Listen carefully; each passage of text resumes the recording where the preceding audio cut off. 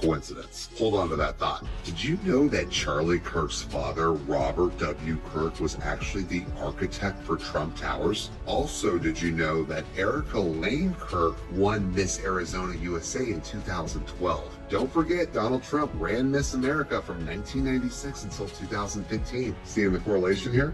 Now, not saying age difference is a big thing, but did you know Erica was 5 years Charlie Sr.? But this is where coincidences aren't. Well, this was so arranged. And there's so much more to Erica Kirk. Kind of like how she was all into basketball, didn't want to be all girly, never liked to dress up, even cut all her hair off, and ended up being Miss USA. How does that happen? How do you go from sports to Miss USA? And then they meet at a turning point event in 2018, where she's interviewing for a job for Turning Point. Ladies and gentlemen, brace yourselves, because what Joe Rogan just said about Charlie Kirk's widow has the internet spiraling out of control. And no, this isn't your typical podcast gone wild clip. This is the kind of raw, unfiltered moment that makes you stop mid-scroll and go, wait, did he really just say that? See, when Joe Rogan opens his mouth, headlines follow. But this time, it wasn't about aliens, DMT, or cancel culture. It was about Erica Lane Kirk, the woman now being labeled America's most suspicious widow. The same Erica who once smiled on pageant stages and gave motivational speeches. Now the internet's convinced she's hiding something darker. Rogan didn't just criticize her. He torched her. On air. Live. With millions listening. He called her behavior inhuman, questioned the entire charity-funded memorial she organized, and straight up said, "This doesn't look like grief. It looks like PR." And that single line? It broke the algorithm. Clips flooded X, Reddit, and YouTube like wildfire, with people asking, why did Rogan go after her? What's he seen that we haven't? And how deep does the story go? Because if Rogan's right, this isn't just scandal. This is a cover-up disguised as heartbreak. They say grief makes people strange. But when it comes to Erica Lane Kirk, strange doesn't even begin to cover it. The cameras caught everything. The trembling smile, the designer black dress that somehow glimmered under the memorial lights, and that quote she whispered at the podium. He would have wanted it this way. Really? A fireworks-filled tribute just 7 days after her husband's mysterious death? Come on. Even the most loyal Turning Point fans raised eyebrows. And then Joe Rogan saw it. And that's when the storm truly began. Because Rogan doesn't rant about random things. When he unloads on air, there's always a reason. And this time, he didn't hold back. "It's performative," he said, leaning into the mic like a detective about to drop evidence. Something about that woman's vibe screams strategy, not sadness. Within minutes, hashtags exploded. Hashtag Eric exposed, hashtag Justice for Charlie, and my personal favorite, hashtag Rogan knows. But to really understand why Joe Rogan even cared, you have to rewind to the final 48 hours before Charlie Kirk's death. A blur of secret meetings, deleted messages, and a suspicious equipment failure that erased hours of Turning Point footage. One insider told an anonymous Reddit thread, Charlie was nervous. He kept saying someone was trying to bury him. Nobody believed him until they saw the footage that mysteriously leaked a week later. Drone shots showing a figure on the rooftop where the alleged shooter supposedly was. Except the weapon didn't match. Different stock, different color, and way too modern for the official story. And that's where Joe Rogan lost it. On his podcast, he pulled up the photo live, zoomed in, and said what half the internet had been thinking. That rifle looks brand new, not like something pulled from a World War I closet. He compared it to his own hunting rifle, mentioned composite stocks, and then dropped the line that froze the room. Epstein was playing a role, and so was this guy. Wait, Epstein? What does Jeffrey Epstein have to do with Charlie Kirk? Apparently more than anyone wants to admit. Rogan suggested that Kirk's death followed the same confuse and bury pattern, overwhelm the public with nonsense, so the truth dissolves. He even hinted that the entire setup felt scripted, a term that sent conspiracy channels into a frenzy. Within hours, video essays popped up titled Charlie Kirk, The New Epstein, and Stagecraft and Silence. Meanwhile, Erica stayed silent, too silent. No emotional breakdown, no messy interviews, no vanishing from the spotlight. Instead, she looked camera-ready every single time. She posted a tribute video with cinematic drone footage of her mansion-sized backyard filled with candles spelling Forever Charlie. Who even does that? That's when the first leak surfaced. A text thread allegedly between Erica and a Turning Point PR manager, timestamped 48 hours after Charlie's passing.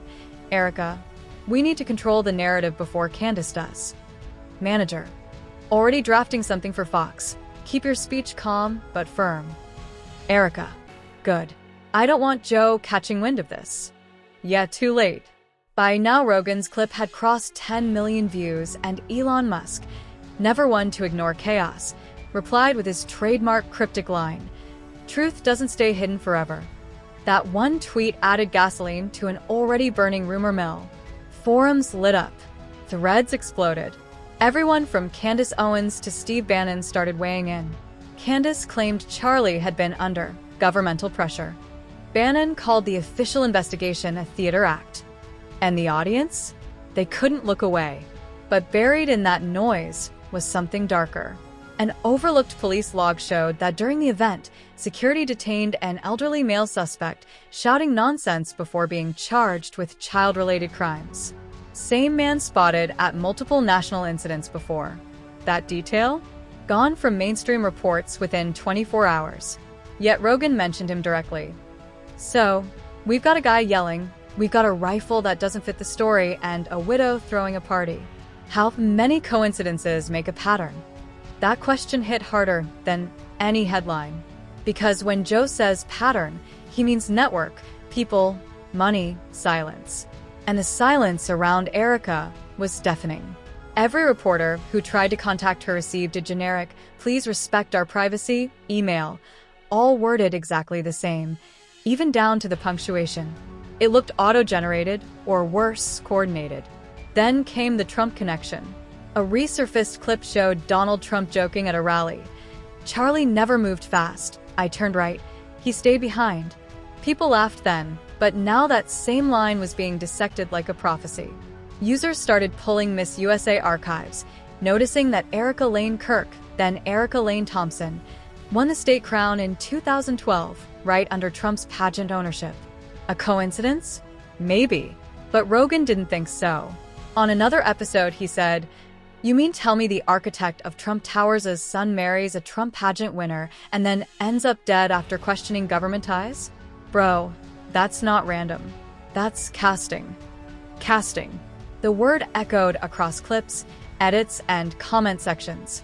People began compiling the cast list, an imaginary Hollywood-style roster of everyone allegedly playing a role. Erica, the grieving but glowing widow, Candace, the truth seeker, Elon, the cryptic billionaire, Rogan, the whistleblower, and Trump, the ghost director behind it all. Absurd? Absolutely. Addictive? Even more. And while mainstream anchors tried to debunk misinformation, their dismissive tone only strengthened the narrative. The more they said nothing to see here, the more everyone looked. Independent creators started claiming they had audio proof of a conversation between Erica and a foreign benefactor. One even showed a waveform claiming, "This is her voice saying, 'I handled it.'" Whether real or fabricated didn't matter. It felt real enough for outrage. Meanwhile, Rogan doubled down. In another clip, he said, "If someone disassembles a rifle, jumps off a roof, and leaves the weapon spotless, that's not random chaos, that's choreography." He used that word deliberately.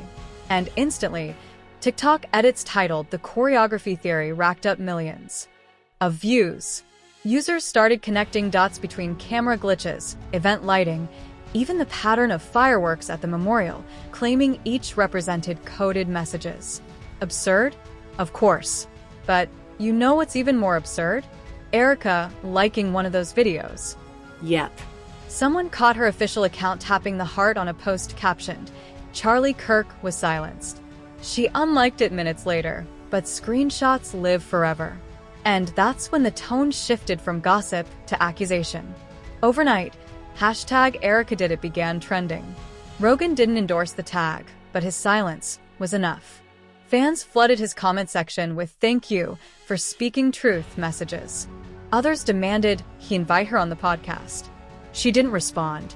But the following morning, a source close to Erica told Page Six she was devastated by the harassment. Convenient timing, especially since, according to an internal memo leaked from Turning Point's HQ, Erica had been granted full access to Charlie's media accounts the same week investigators claimed to be securing data. Coincidence number 12? Maybe. But at this point, the internet had stopped counting. And still, something about Rogan's tone in that viral episode felt different. He wasn't mocking, he was warning. When narratives feel manufactured, he said, follow the silence, not the noise. That single phrase became a rallying cry. Reddit profiles started using it as a bio line. Merch stores popped up overnight selling t-shirts, reading Follow the Silence. Meanwhile, Candace Owens claimed she had private screenshots proving Charlie was offered funding from foreign political sources days before his death, an offer he supposedly rejected. He said no, she told her viewers, voice shaking. And now he's gone. The quote replayed everywhere. Erica's public image, the charming, disciplined pageant queen, began crumbling. Old clips resurfaced of her mocking conspiracy nuts, ironically becoming the center of one. And while everyone debated her intentions, Joe kept feeding subtle hints. The media's job isn't to tell you the truth, he said. It's to sell the approved version. Then he smiled, that smug, knowing Rogan smile, and said, sometimes grief isn't grief. Sometimes it's cleanup. The comments section detonated. Cleanup became the new code word for cover-up. Influencers started decoding Erica's every appearance, her outfits, her Instagram captions, her guest list. One YouTuber even mapped the seating arrangement at the memorial, claiming the fireworks formed a pattern matching Turning Point's logo. Ridiculous? Yes. But remember, absurdity drives attention, and attention drives revenue. Every theory meant more clicks, more views, more chaos. And somewhere in that chaos sat Joe Rogan, sipping his whiskey, half amused, half disturbed, saying softly, they're proving my point. By now, the story wasn't about Charlie Kirk's death anymore. It was about something else entirely, perception, control, and who gets to define reality when millions are watching. Because what happens when a podcast joke becomes a national investigation? When suspicion becomes entertainment, and when a widow becomes the villain in her own tragedy. And that's where everything shifted, when the leaks started dropping like confetti at a funeral nobody wanted to attend. The first drop hit Telegram, a file titled Erica_calls_003 MP4, allegedly captured from a private Zoom call between Erica and a Turning Point board member. The clip didn't show faces, just voices. One voice, eerily calm, says, we can't let him be remembered as divisive. The donors need closure. The other voice? It sounded like Erica. Same breathy tone, same faint Arizona drawl. Closure, she replied.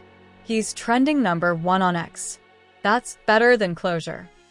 The file vanished 30 minutes later, but not before 10,000 users downloaded and mirrored it. By the next morning, Rogan's producers were already dissecting it live. If that's real, he said, it's not grief, it's marketing. And that's when the second leak surfaced. Screenshots of a Venmo-style transaction log showing $500,000 wired to a PR firm labeled Event Optics Consulting, exactly 48 hours after Charlie's death.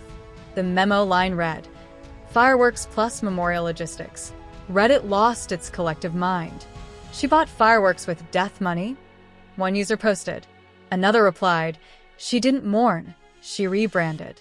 Meanwhile, Erica's Instagram started looking like a lifestyle catalog for the bereaved elite. Black gowns, luxury candles, captions like, pain is temporary, legacy is forever. She even tagged Dior in one post. Rogan played that clip during a JRE segment and laughed, not kindly but coldly. Who tags Dior in a grief post, he asked. You lost your husband, not your sponsorship. The audience laughed, then went quiet. It felt mean and true. Within 48 hours, Candace Owens returned to X with a 5-minute rant. Everyone keeps pretending this was an accident, but Charlie wasn't accidental. She hinted at political pressure, foreign donors, and something she called Project Reorient. That phrase caught Rogan's attention immediately. Reorient, he repeated on air. That sounds like Epstein school branding, a PR way to say brainwash. Clips of that moment hit TikTok and drew 40 million views overnight. Then came the third leak, a 20-second CCTV fragment from a hotel in Sedona showing Erica meeting an unidentified man 2 days before the memorial. The man slides her a USB drive. She smiles and pockets it. That was it. No sound, no context. But the internet didn't need context. It needed drama. Rogan called it the handoff, and the term became a meme within hours. Now you had two teams online. Team Rogan, she's lying, and Team Erica, grief looks different for everyone. The problem? Team Rogan had better memes. One showed Erica on a magazine cover with the caption, "Misdirection 2012. Brutal. And through it all, Erica stayed quiet until she didn't. She finally broke silence with a pre-recorded video interview on Good Morning America. Her eyes glistened, her voice quivered, her backdrop was perfectly lit. "Charlie was my best friend," she whispered. "I won't let internet strangers destroy his memory." But people weren't watching the words, they were watching her hands. Perfectly manicured, still wearing her wedding ring. Except someone zoomed in and noticed the engraving was different. It read, EK plus RT. Who's RT? Reddit had theories within an hour. Robert Thurman claimed one thread, a political consultant who vanished from Turning Point's records a week after Charlie's death. He's the one in the Sedona footage, they insisted. Rogan didn't confirm anything, but he did drop another bomb. "You ever notice," he said, "how every time someone starts asking real questions about money and power, they either disappear or their story doesn't add up? Epstein, McAfee, now Charlie." He paused for effect. It's like the same screenwriter keeps reusing the script. That line blew up. Hashtag same screenwriter hit trending #2 worldwide. Fans started editing movie-style trailers about the Charlie Kirk conspiracy cinematic universe. Dramatic music, flashing texts, Rogan's voice echoing same screenwriter, like a prophecy. Meanwhile, Elon Musk retweeted a post that simply said, "Patterns don't lie." That tweet alone was worth 100 news cycles. Every outlet covered it while pretending not to. YouTube drama spills into real-world politics. Then came a curveball. Steve Bannon's War Room aired an audio clip of what he called the deleted speech. In it, Charlie apparently mentions being invited to Israel for re-education. The clip ends abruptly with a noise like a mic cut. The timing matched the infamous Hamptons meeting Candace had talked about. Once again, the widow's silence felt louder than any denial. Even mainstream anchors began slipping phrases like digital mystery and fragmented truth. They would condemn the online speculation, then quote it verbatim for ratings. Everyone was profiting from chaos, including Erica. Her YouTube channel gained 500,000 subscribers in 10 days. Each video featured a calm string instrument intro and titles like Faith Through Loss and God's Plan is Pain. Critics called it grief bait content. Rogan called it a business model. But then something new emerged, a voice note from Candace Owens to Rogan, leaked by an anonymous Discord user. "Joe, you were right," she said in the recording. He was under pressure from a foreign lobby. And Erica knew.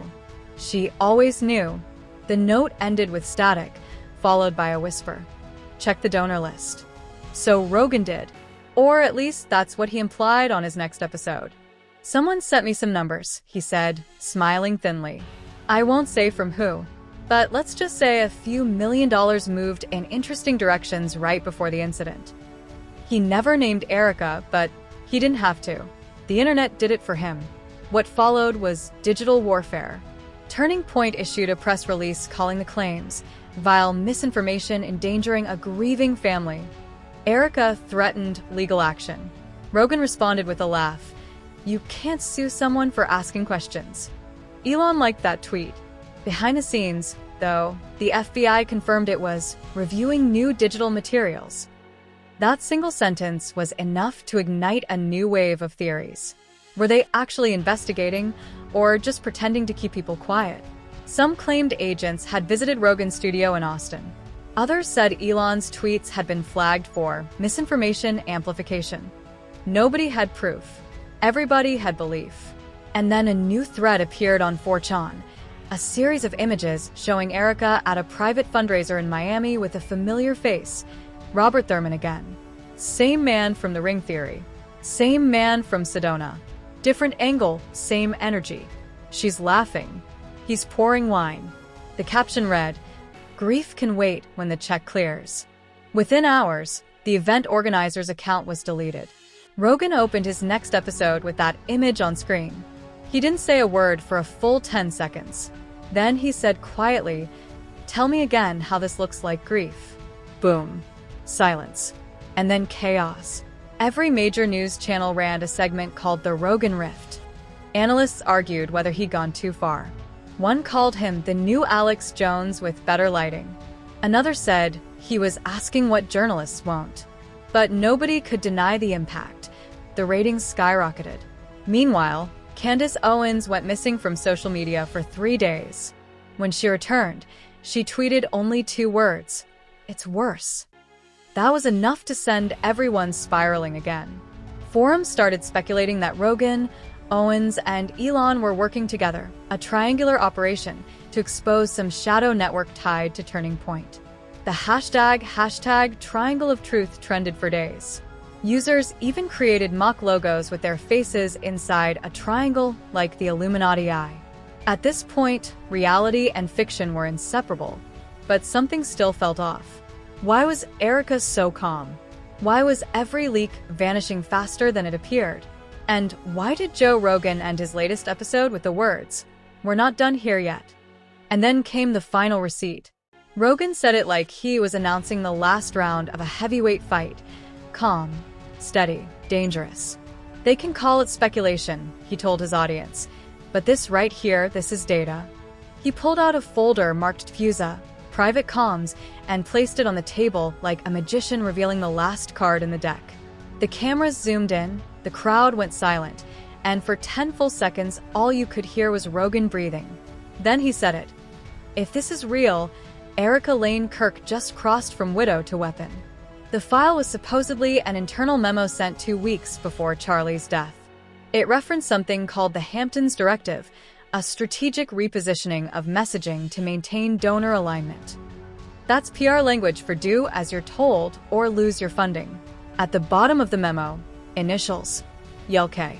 Next to them, a digital signature verified by a cybersecurity analyst who later deleted his LinkedIn profile.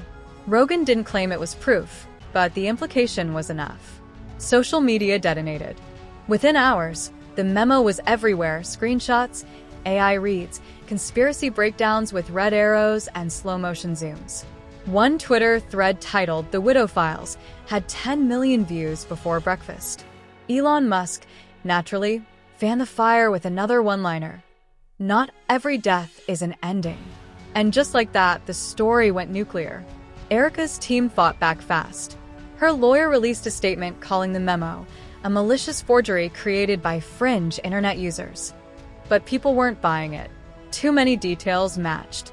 The formatting, the timestamps, even the metadata from the PDF linked back to a Turning Point laptop model. If it was fake, it was professionally fake, the kind of fake that costs money. Then Rogan dropped something nobody saw coming, a text log. Lines of blue and gray bubbles allegedly between Erica and an unnamed contact saved as RT Erica. He's not cooperating. We might need to push the schedule. RT. Then push him. He'll fold like the others. Erica. Candace is sniffing around again. RT. Handle it. It ended there. For messages. Enough to blow up every group chat from Texas to Tel Aviv. The backlash was instant. Fans flooded Erica's Instagram with snake emojis. Her brand partners quietly paused collaborations. One perfume label even deleted their post with her quote about resilience. Meanwhile, Rogan's episode racked up 32 million views in 48 hours, his highest ever. And just when the internet thought it couldn't get any crazier, Candace Owens returned to the spotlight, this time not with tweets, but with a document. On her live stream, she held up what she claimed was Charlie's personal note, found in a hotel notepad left at the Hamptons meeting. The note read, "They said I'll thank them later. If I vanish, look at the guest list." Those 8 words became gospel. Look at the guest list. Redditors turned detectives overnight. Screenshots of RSVP forms, catering invoices, and security logs flooded the web. One photo allegedly showed a back-table conversation between Erica and a man wearing a lapel pin identical to one worn by a known lobbyist. Theories mutated hourly. And yet, every time the story felt like it hit a peak, another twist appeared. A local Sedona news outlet released body cam footage of officers responding to disturbances at the memorial event. In the footage, an officer can be heard saying, "That's not the same rifle they logged." 2 minutes later, the footage cuts to static. The clip vanished from official archives within 12 hours, but by then, the damage was done. Rogan used it in his next episode as a soundbite. "They're literally erasing evidence in real time," he said. "You don't delete truth, you delete mistakes." That line trended globally. Memes turned it into a slogan: delete mistakes. Hoodies, mugs, stickers, capitalism feeding on chaos. Meanwhile, Erica vanished. For 5 days, no sightings, no posts, no interviews. Rumors swirled. One claimed she'd flown to Dubai, another said she'd checked into a wellness retreat in Montana. Then, out of nowhere, she appeared on a small Christian talk show called Grace and Grief. Her eyes looked tired, her tone rehearsed. "I forgive those who mock pain," she said softly. "They don't know the truth I live with." But when the host asked about the leaked memo, she froze, blinked twice, then said, "That's not for me to explain." End of interview. Within hours, Rogan's subreddit had slowed her reaction frame by frame, claiming her pupils dilated exactly when she lied. Ridiculous, yes. Viral, absolutely. But the real shocker came not from Rogan, not from Candace, but from someone entirely unexpected, Steve Bannon. On War Room, he announced that he'd received documents from an inside patriot proving that certain political donors had pressured Turning Point to silence Charlie over his criticism of foreign aid allocations. He named 2 major names, both billionaires, both historically connected to the Miss USA organization. You could almost hear the collective gasp across every podcast studio in America. That night, Rogan went live without warning. No intro music, no guests, just him and a whiskey glass. When billionaires, beauty queens, and Bible salesmen all show up in the same folder, he said, "That's not politics, that's theater." Then he leaned closer. And the star actress? Erica Lane Kirk. Boom. Silence. Internet meltdown. Within minutes, hashtag Erica Lane Kirk hit #1 worldwide. Reporters camped outside her gated community. Helicopters circled overhead. And through it all, the only thing louder than the speculation was Rogan's final statement. "This isn't over, because the truth never ends when cameras are still rolling." 3 days later, the FBI quietly announced a reevaluation of evidence. Not a reopening, a reevaluation. That word choice sent analysts spiraling. What were they reevaluating? The gun? The footage? The widow? Nobody knew. Everyone pretended they did. Meanwhile, Turning Point issued another press release insisting, "No internal wrongdoing has been identified." But journalists noticed something peculiar. The statement was signed not by Erica or her legal counsel, but by a new executive listed as Acting Director of Crisis Communications, RT. The initials again. The same ones from the text leak.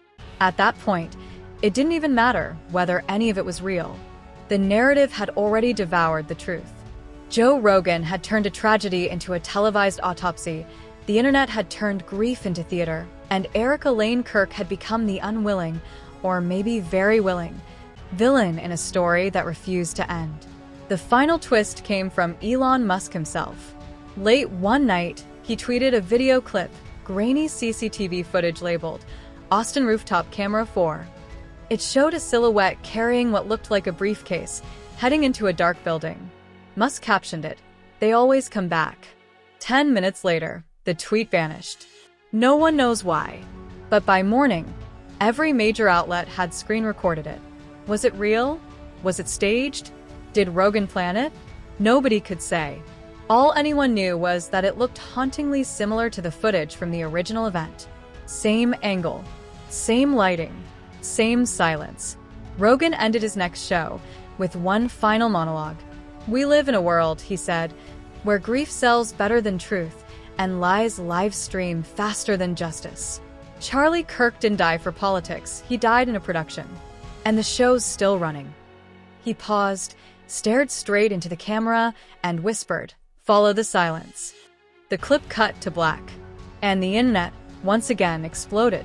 Now everyone was asking the same question, not what happened to Charlie Kirk, but who's writing the script next? Because if Joe Rogan's right, Erica Lane Kirk isn't the ending. She's the sequel waiting to drop. So here we are, standing in the middle of a digital storm where grief has turned into gossip, where every tear becomes a headline, and every headline becomes a weapon. Joe Rogan asked questions the media refused to, and in doing so, ripped open a wound the powerful hoped would stay stitched forever. Because this isn't just about Charlie Kirk or Erica Lane or some memo hidden in a folder.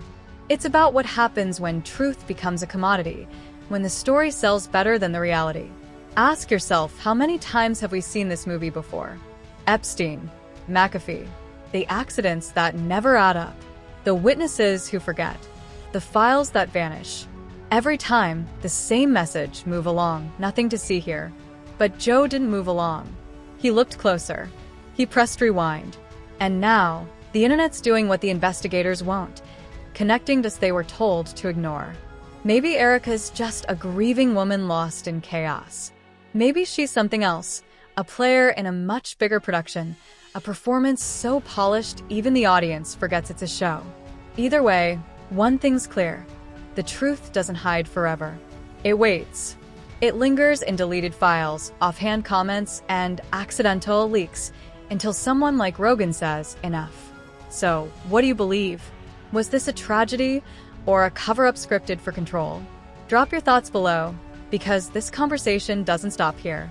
It starts here. Hit that like button, share this video before it mysteriously disappears, and make sure you're subscribed, because the next leak could change everything.